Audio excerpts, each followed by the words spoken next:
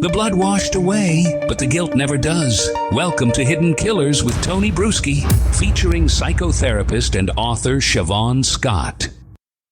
The Georgia school shooting that recently took place now has two people in custody facing second-degree murder charges and multiple counts of involuntary manslaughter.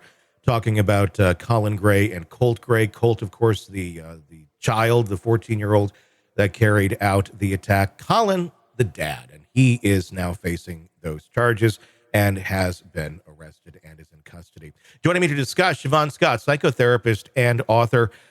This follows shortly after the footsteps of the family that kind of changed the bar on this a little bit, where they both ended up going to prison for their son's massacre at a high school. What's your thoughts on this? That immediately we're going and arresting the dad. Are they pushing the envelope too far, or what's your thoughts on where this is at? You know, another one that just makes us all sick. Mm-hmm. It just makes us sick. It's so horrible. But I think, as sad as it is, because I don't think any of us take pleasure in seeing the dad arrested and in court and rocking back and forth, obviously very distraught. But we've got to, if we want this to stop, we've got to start holding parents accountable who clearly have very disturbed kids. They know their kids are disturbed. And how are they handling it?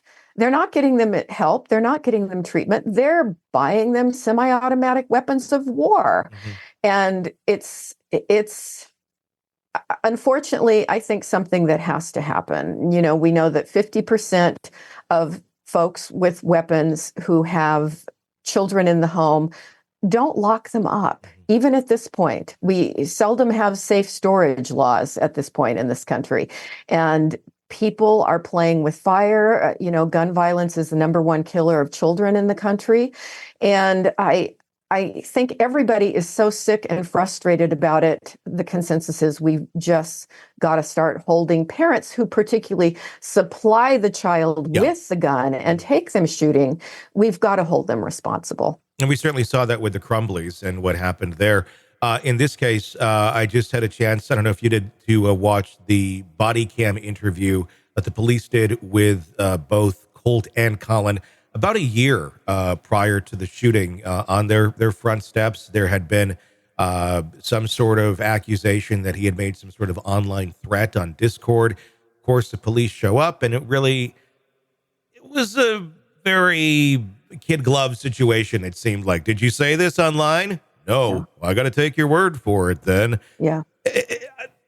See something, say something. Well, then do something. That's part of it. So, okay, we saw something. It's been said. Now the part on the police and law enforcement, and maybe their hands are just tied. Maybe they legally can't do a whole lot. That's the part we're missing here, the doing something part, because there was all there. Glad. Yeah, I'm so glad you brought that up, because in truth, they can do a lot. They're choosing, in some cases, not to do much of anything. And I consider what they did nothing. Yeah. I mean, they did nothing. That was not an effective intervention.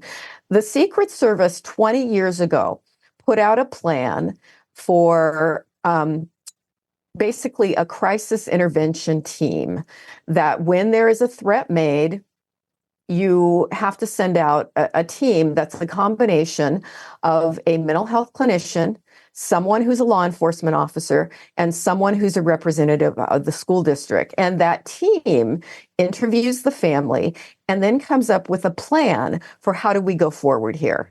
And so it's not just a one-time contact with an individual where you go in and have this checklist of questions. I've seen other cases where that's happened. Oh, they went out.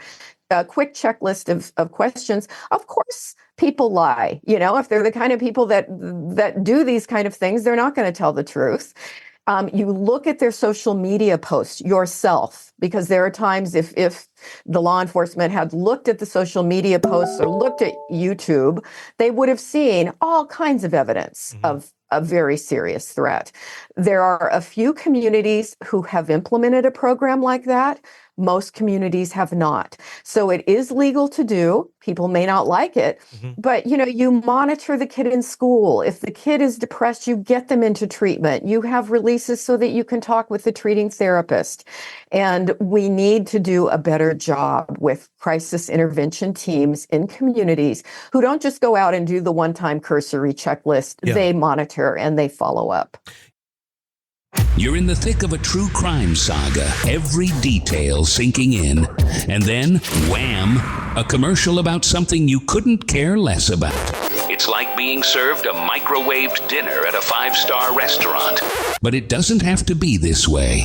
Go for True Crime Today Premium Plus on Apple Podcasts. With True Crime Today Premium Plus, you get uninterrupted, ad-free episodes, extended interviews that dig even deeper into the muck, and early access so you can brag to your friends. It's like ordering the secret menu at a crime buffet. So, search for True Crime Today Premium Plus on Apple Podcasts, subscribe, and savor every twisted detail without interruption.